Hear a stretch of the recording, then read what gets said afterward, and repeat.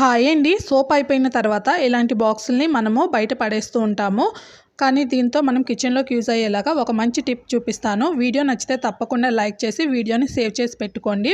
ముందుగా బాక్స్‌ని అయితే నీట్‌గా క్లీన్ చేసుకున్న తర్వాత ఒక స్క్రూ డ్రైవర్‌ని కానీ, ఫోర్క్‌ని, చాకుని కానీ వేడి చేసేసుకొని బాక్స్‌ని ఇలా రివర్స్ చేసుకొని అడుగున భాగాన మీకు ఎన్ని వీలైతే అన్ని ఎక్కువగా హోల్స్ అయితే పెట్టేసుకోండి.